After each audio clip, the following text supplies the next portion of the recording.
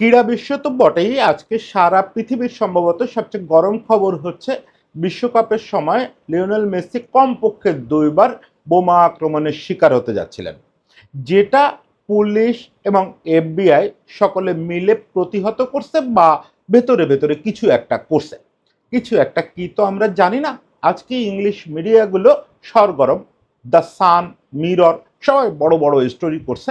মূল উৎস একটা স্প্যানিশ মিডিয়া, প্রেন্সা ইবেরিকা নামে এই মিডিয়াটা একটা গোপন নথি হাতে পেয়ে গেছে। গোপন নথির অংশ বিশেষ, সেটা হচ্ছে এই পুরো বিশ্বকাপ জুড়ে সমস্ত খেলোয়াড়, সমস্তগুলো দেশের যে নিরাপত্তা বিধান, এটার দায়িত্বে এফবিআই যেমন ছিল, মার্কিন পুলিশ ছিল, আরও অনেক সংস্থা ছিল। সঙ্গে প্রতিটা অংশগ্রহণকারী দেশের পুলিশ সদস্যদের নিয়ে একটা বিশেষ টাস্ক ফোর্স করা হয়েছিল। এরা সবাই মিলে সমন্বিত একটা কার্যক্রম চালায় নিরাপত্তা বিধানটা নিশ্চিত করছেন।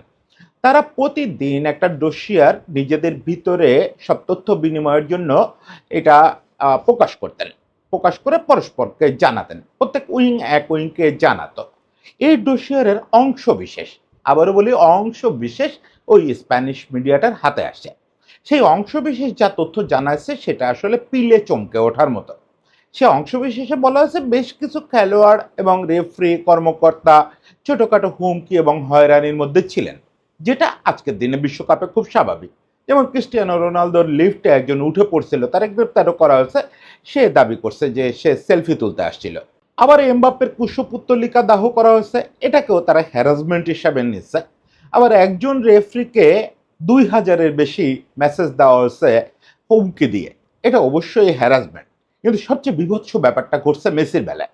মেসির বেলায় অন্তত দুটো বোমা হামলার হুমকি, তাকে হত্যার হুমকি, সেটা বোমা মেরে এবং অস্ত্র ব্যবহার করে। এটা তারা নিশ্চিত হয়েছিলেন যে এটা ঘটতে পারে। একটা ছিল একটা ট্রেন স্টেশন থেকে ফোনে কথোপকথন ছিল যে মেসির ওপর এবং আর্জেন্টিনা দলের ওপরে জর্ডান ম্যাচের দিনে আক্রমণ করা হবে, এটা একটা ছিল। আরেকটা ছিল হচ্ছে মিশরের ম্যাচের আগে স্টেডিয়ামে বোমা রাখা হবে এবং সেটা টার্গেট মেসি। এই দুটো তথ্য খুব নিশ্চিত করে ওই ডকুমেন্টে বলা হয়েছে। এছাড়াও ডকুমেন্ট জানাচ্ছে যে মেসি বহুবার প্রাণ সংশয়ে পড়তেন, এরকম পরিস্থিতি তৈরি হয়েছে বিশ্বকাপ জুড়ে। এবং মজার ব্যাপার হচ্ছে যে এই ঘটনাগুলো যখন ঘটতেছে, আপনি যদি মেসি বিদ্বেষী বা আর্জেন্টিনা বিদ্বেষী হন, তাহলে আপনার মনে হতে পারে যে ওকে, আর্জেন্টিনা তো বিতর্কিতভাবে ম্যাচগুলো জিতছে, তাদের পক্ষে রেফারিং হয়েছে, ফলে রাগের চোটে মানুষ করছে। এটা একটা যুক্তি, কিন্তু প্রত্যেকটা ঘটনা ঘটছে ওই বিতর্কগুলোর আগে। জর্ডান ম্যাচে যখন মেসিকে এই হুমকি দেওয়া হয়, তখন কিন্তু তাকে নিয়ে বা আর্জেন্টিনাকে নিয়ে সব বিতর্কিত কথাবার্তা হয়নি। আমরা যদি ধরেও নেই যে আর্জেন্টিনার পক্ষে খুব বিতর্কিত রেফারিং হয়েছে, পক্ষপাতদুষ্ট রেফারিং হয়েছে, তখনও পর্যন্ত সেগুলো ঘটে নাই। সেগুলো তো আপনাদের দাবি অনুযায়ী ঘটছে মিশরের ম্যাচে আর সুইজারল্যান্ড ম্যাচে, তখনও সে ম্যাচে আসে নাই। ইভেন মিশরের ম্যাচের আগেই যখন তাকে হত্যার চেষ্টা করা হয়, সেটা তো মিশরের ম্যাচে কি হবে সেটা জেনে করা হয় না। ফলে নিশ্চিত থাকতে পারেন যে এগুলোর সঙ্গে এইসব রেফারিং টেফারিং এর কোনো সম্পর্ক নাই। তাহলে কিসের সম্পর্ক আছে আমরা কেউ জানি না। এখনো পর্যন্ত আসলেই আমরা কেউ জানি না।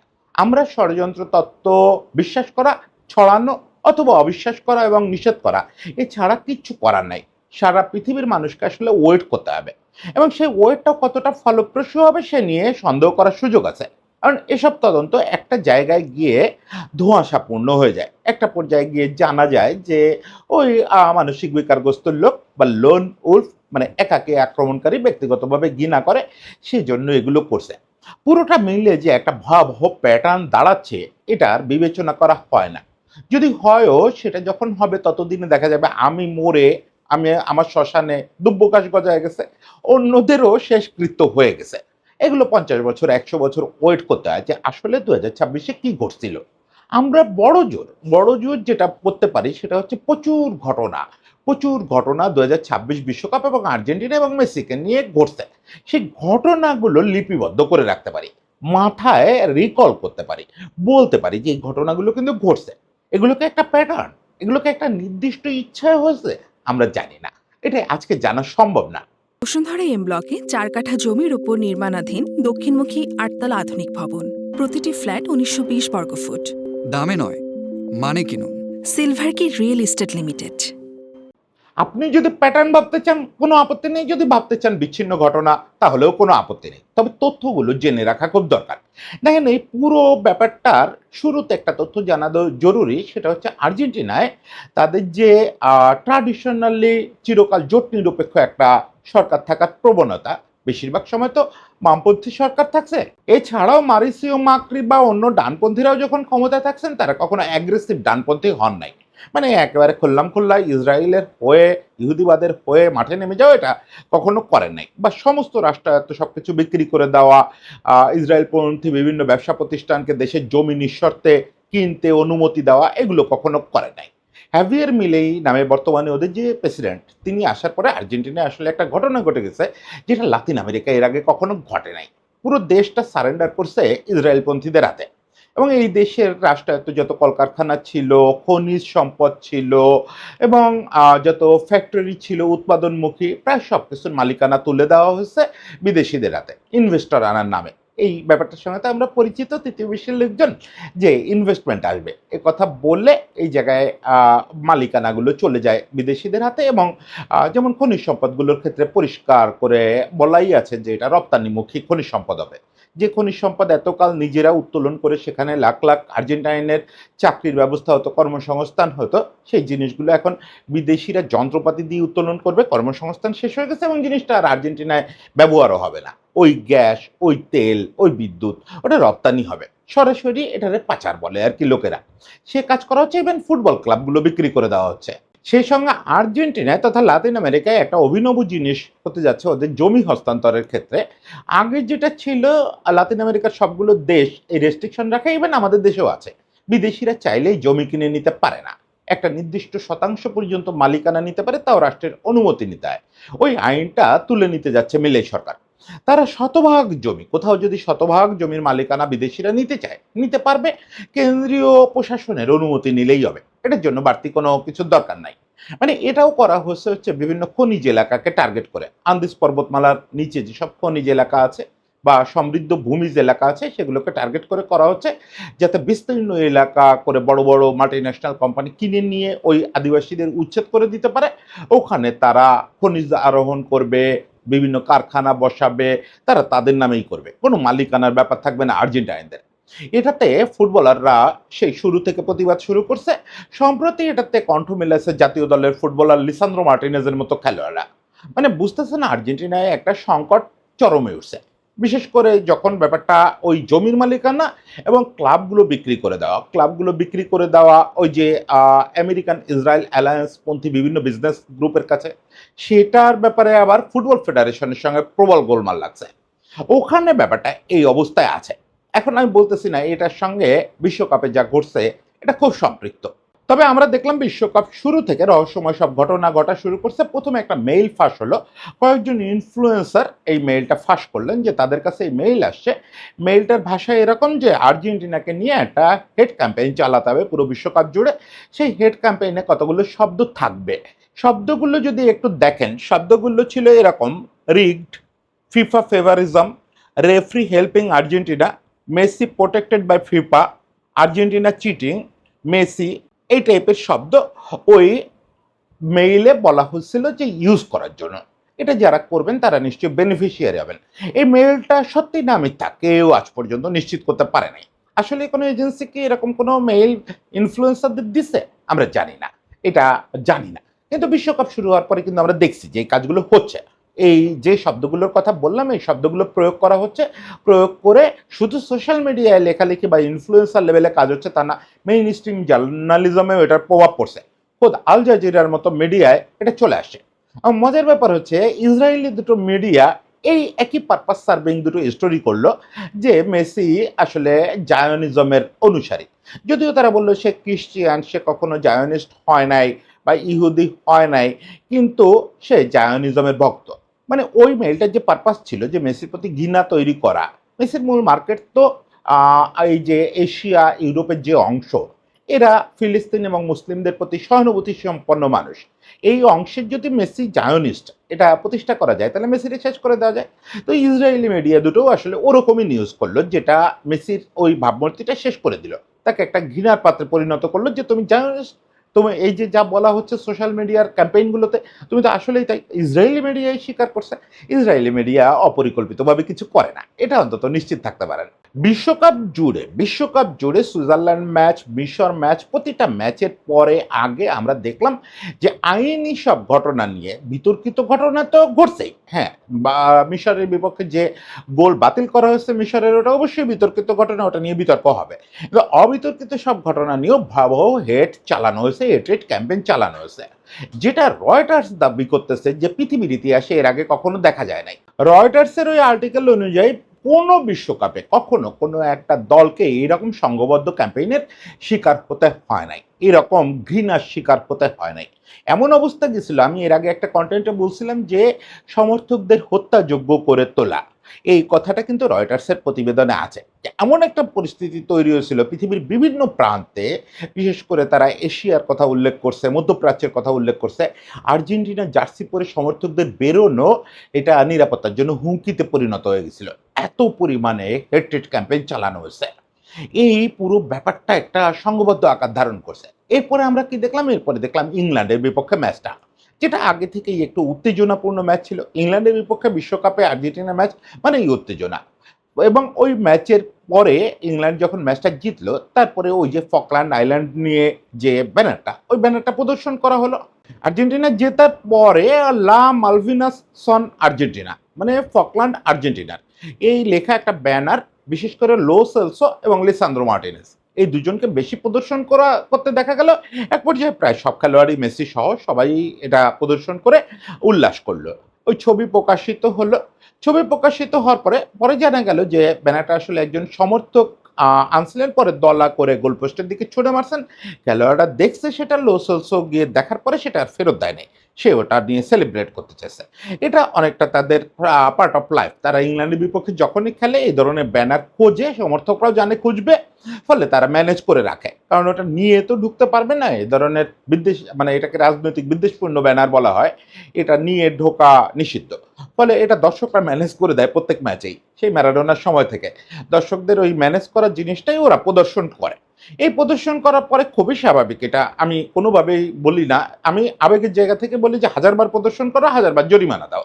কিছু জিনিস আছে যে তুমি জানবা যে আমি জরিমানা দিব, কিন্তু আমি এটা বলে যাব। ওই যে সুয়ারেজের সেই হাত দিয়ে বল ঠেকানোর মতো, সুয়ারেজ বল ঠেকানো, এটা কি আমি ফুটবলীয় জায়গা থেকে সমর্থন করব? কখনো না। ও যেই বল ঠেকাইছে ওকে রেড কার্ড দিতে হবে, নিষিদ্ধ করতে হবে, সবই ঠিক আছে, কিন্তু সুয়ারেজের জায়গা থাকলে যে আপনার বল ঠেকাইতেই হবে হাত দিয়ে, এ ব্যাপারেও কোনো সন্দেহ নাই, কারণ আপনার দেশ ঠেকানো জিনিসটা, আপনার দেশকে ঠেকানোর জন্য আপনি আত্মোৎসর্গ করবেন, এটাই স্বাভাবিক। আর্জেন্টাইন খেলোয়াড়রা ওই ব্যানার দেখাবে, দেখায় শাস্তি পাবে, তদন্ত হবে, এটাই স্বাভাবিক। আর্জেন্টাইন খেলোয়াড়রা এটা সারা জীবন মেনে নেয় যে আমাকে শাস্তি দিবা, কি হবে, 1 বছরের জন্য নিষিদ্ধ করবা, কোনো সমস্যা নেই। এই ব্যানারটা ফলে প্রদর্শন করাটা সারপ্রাইজিং কিছু না, বা নিন্দনীয় প্রশংসীয় তো কিছু না। আমি আমার জায়গা থেকে ভালো বলবো, আর ফুটবলের জায়গা থেকে খারাপ বলবো জিনিসটা। সেটাই হলো, ফিফা তদন্ত করতেছে। কিন্তু যেটা ঘটলো খুব ইন্টারেস্টিংলি, লিসান্দ্রো মার্টিনেজ সহ এই ব্রিটেনে থাকে যেসব আর্জেন্টাইন খেলোয়াড়, তাদের প্রত্যেককে প্রাইভেট সিকিউরিটি নিয়োগ করতে হলো, কারণ গোয়েন্দা সংস্থাগুলো জানালো যে তাদের নিরাপত্তা হুমকিতে আছে। তারা যে অবস্থায় বসবাস করতেছে, অবস্থায় থাকলে চলবে না, তারা যেন ব্যক্তিগত ব্যবস্থায় প্রাইভেট সিকিউরিটি ফোর্স নিয়োগ দেয়। লিসান্দ্রো মার্টিনেজ নিজেও কিন্তু এটা নিয়োগ দিতে বাধ্য হলো। ওই ঘটনার সঙ্গে সঙ্গে আর্জেন্টাইন প্রেসিডেন্ট হাভিয়ার মিলেই ঘটনায় খেলোয়াড়দের পাশে থাকার কথা বললেও কিছুদিন পরে আমরা দেখলাম তিনি খেলোয়াড়দের তীব্র ভাষায়, অত্যন্ত নোংরা ভাষায় আক্রমণ করছেন। বলছেন যে তাদের দায়িত্ব কূটনীতি করা না, তাদের দায়িত্ব ব্যানার প্রদর্শন করা না। কে বলছে তাদের এটা করতে? এটা করে লাভ কি? কেন করবে তারা? এটা অন্যায় করছে তারা। দ্বিতীয়বার আরেকটা অনুষ্ঠানে এটা যখন তিনি বললেন এই একই ধরনের কথা, তখন কেউ একজন ম্যারাডোনার প্রসঙ্গ তুলছে যে এটা তো ম্যারাডোনার প্রতি একটা ট্রিবিউট, তারা জানে যে এটা করলে জরিমানা পাবে, কিন্তু তারপরেও এটা ম্যারাডোনা যেহেতু শুরু করে গেছেন, সবাই এটা করবে খেলোয়াড়রা।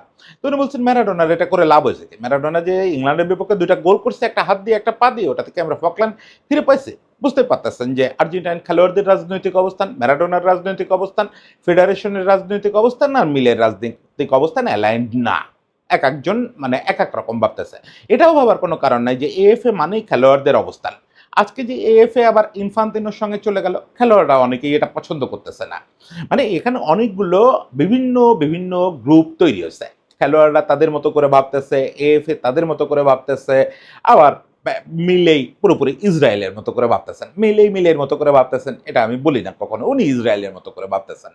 ফলে ওই জিনিসগুলো হলো, এরপরে ফাইনাল আসলো, ফাইনালে ট্রাজিকভাবে বা বলা যায় যে খুব কি বলবো, আপত্তিকরভাবে আর্জেন্টিনা হেরে গেল। তারপরে একের পর এক গসিপ শুরু হলো, প্রচুর কথাবার্তা, ড্রেসিং রুমে কি হয়েছে, ড্রেসিং রুমে কি হয়েছে, ড্রেসিং রুমে কি হয়েছে। মেসির একটা খণ্ডিত বক্তব্য প্রচারিত হলো, তাতে মনে হলো যে আসলেই বোধহয় ড্রেসিং রুমে কিছু হয়েছে।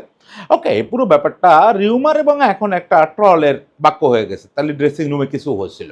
দেখেন, ব্যাপারটা হচ্ছে কি যে আমরা এটাকে অবশ্যই আলোচনায় আনতে চাই না যে ড্রেসিং রুমে কিছু হয়েছে, কারণ ষড়যন্ত্র তত্ত্ব ততক্ষণ পর্যন্ত আলোচনা করা যাবে না যতক্ষণ পর্যন্ত এভিডেন্ট কিছু না পাওয়া যায়।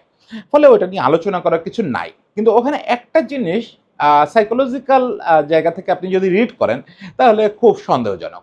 সেটা হচ্ছে ড্রেসিং রুমে কি হয়েছে, এটা তো সোশ্যাল মিডিয়ার বক্তব্য ছিল। এটা নিয়ে খেলোয়াড়দের, সাবেক তারকাদের এবং ফেডারেশনকে এবং প্রেসিডেন্টকে কেন বারবার বিবৃতি দিতে হলো, এই ব্যাপারটা আমার কাছে একটু গন্ধযুক্ত। যে খেলোয়াড়দের ফ্যামিলি মেম্বারকে, মানে ম্যাকঅ্যালিস্টারকে, সিনিয়র ম্যাকঅ্যালিস্টার, অ্যালেক্সিসের বাবা, তাকে বলতে হলো যে না, কিছু হয় নাই, আমি অ্যালেক্সিসের সঙ্গে কথা বলছি। ফাইন, কেম্পেসের মতো মানুষ, তাকে মিডিয়ায় বলতে হলো যে আপনারা শান্ত থাকেন, আসলে ড্রেসিং রুমে কিছু হয় নাই। এএফএ প্রেসিডেন্ট, রাষ্ট্রপতি, সবাইকে বলতে হচ্ছে। এতবার যখন বলা হয় কিছু হয় নাই, আপনি রাস্তায় নেমে যদি লোকজনদের ডেকে ডেকে বলেন যে আপনারা না শুনছিলেন কালকে আমি চুরি করছি, আসলে কিন্তু করি নাই, তখন কিন্তু যারা জানতো না যে আপনি কালকে চুরি করছেন, সেটা ওই লোকেরাও সন্দেহ করা শুরু করবে যে আসলে আপনি কালকে চুরি করছেন। কারণ এই চুরি করছেন এই কথাটা জানতো 2 জন, আপনি বললেন 10 জনকে যে আমি কিন্তু চুরি করি নাই, ফলে ওইটা একটা বাড়তি সন্দেহের উদ্রেক করে। যাই হোক, ওই চ্যাপ্টারটা ওখানে ক্লোজ। এরপরে আমরা কি দেখলাম, আজকে এফবিআই এর রিপোর্টে আসতেছে যে মেসির উপরে কমপক্ষে 2বার হামলার প্রস্তুতি নেওয়া হয়েছিল, কমপক্ষে 2বার তার প্রাণ নেওয়ার প্রস্তুতি হয়েছিল। সেটা ওই রোনালদোর লিফটে উঠে পড়া বা এমবাপ্পের কুশপুত্তলিকা দাহ এরকম ছেলে খেলা না, রীতিমতো বোমা পেতে রাখা হয়েছে। সেই বোমা নিষ্ক্রিয় করা হয়েছে কিনা আমরা ওই রিপোর্ট দেখে জানতে পারি না, কারণ ওটা হচ্ছে ডসিয়ার, যেখানে তথ্য জানানো হয় যে কি ঘটছে, ওখানে প্রতিরোধমূলক বা নিষ্ক্রিয়তামূলক কি করা হয়েছে ওটা জানানো হয় না। এখন এটা তো ওই রিপোর্টের একটা ডসিয়ারের একটা অংশ, মানে 40 দিনে 40টা রকম ডসিয়ার প্রকাশ পাইছে, তার কিছু অংশ ওই পত্রিকাটা পেয়ে গেছে।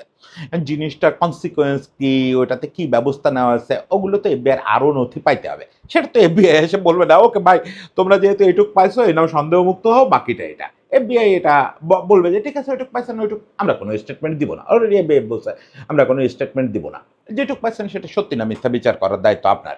মানে 2টা আক্রমণ যে হতে যাচ্ছিল, এর একটা মোটামুটি এফবিআই এবং ওই সম্মিলিত পুলিশের রিপোর্ট, ডসিয়ার দেখে ওই স্প্যানিশ সংস্থাটা এবং ব্রিটিশ সংবাদ মাধ্যমগুলো নিশ্চিত। এছাড়াও চোরাগোপ্তা প্রচুর হামলার শঙ্কা ছিল। ইন্টার মিয়ামির যিনি সিকিউরিটি সিইও, উনি একটা জিনিস নিশ্চিত করছেন যে অন্যরা বিশ্বকাপের আগে এই যে এফবিআই সহ যেসব সংস্থা নিরাপত্তার দায়িত্বে থাকবে তাদের একটা ব্রিফিং করছিলেন। কারণ ওনাদের তো মেসি সম্পর্কে ধারণা আছে, ওনারা যেহেতু দীর্ঘকাল ধরে সামলাচ্ছেন। ওনারা বলছিলেন যে আপনারা সমস্ত কনসিকুয়েন্স এবং সমস্ত কনটেক্সট যদি মাথায় রাখেন, তাহলে আমরা আপনাদেরকে বলবো যে এবার বিশ্বকাপের সবচেয়ে বড় ভয়াবহ চ্যালেঞ্জ হচ্ছে মেসিকে নিরাপদ রাখা। কারণ এটা পৃথিবীব্যাপী একটা সংঘবদ্ধ গ্রুপ কাজ করতেছে। কারা কাজ করতেছে, কি কাজ করতেছে আমরা জানি না। এই ব্রিফিংটার কথা সম্প্রতি অন্য একটা মিডিয়া এটা তারা প্রকাশ করছে যে এরকম একটা ব্রিফিং করা হচ্ছিল ওই সিকিউরিটি ফোর্সগুলোকে। মানে এর ভিতরে অনেক রকম রহস্যময় ঘটনা ঘটছে। ওদিকে আর্জেন্টিনা আরও আপডেট করছে, লিসান্দ্রো মার্টিনেজ সরাসরি সরকার বিরোধী অবস্থান নিয়ে তার ইনস্টায় পোস্ট করছে। তারপরে যে ফকল্যান্ড আইল্যান্ড নিয়ে খেলোয়াড়দের খেলা কথা বলায় প্রেসিডেন্ট বিরক্তি প্রকাশ করছেন। একটা ক্লাব আবার সেই ফকল্যান্ড আইল্যান্ডের স্লোগান সমৃদ্ধ জার্সি আনভেইল করছে তাদের, যেই সিজনে তারা ওই জার্সি পরবে। আবার ওদিকে এএফএ ঘোষণা দিচ্ছে ইংল্যান্ডের বিপক্ষে ম্যাচটা জেতার দিনটা তারা জাতীয় ফুটবল দিবস ঘোষণা করবে ফকল্যান্ড আইল্যান্ডের স্মরণে। মানে ওখানেও চরম একটা গোলমেলে অবস্থা হয়েছে। সামনে ওদের নির্বাচন, এই পুরো ইস্যুটা নির্বাচনে গড়াবে, সে ব্যাপারে কোনো সন্দেহ নাই। আজকে এফবিআই রিপোর্টের পরিণতি কি হবে সেটা এফবিআই জানায়। বা নিরাপত্তা বিশ্লেষকরা বলতে পারবেন। আমি যখন কথা বলতেছি আমি মোটামুটি নিশ্চিত আগামী কয়েক ঘন্টায় এটা ডেভেলপমেন্ট প্রচুর হতে থাকবে। আগামী ৩-৪ দিনে নিরাপত্তা বিশ্লেষকরা ভেতরের অনেক কিছু অনুমান করতে পারবেন। তারা তো আর দেবব্রত না। তারা ২ এ ২ ৪ মেলাতে পারেন, ২ এ ২ ৫.৫ হলে সেটাও বুঝতে পারেন।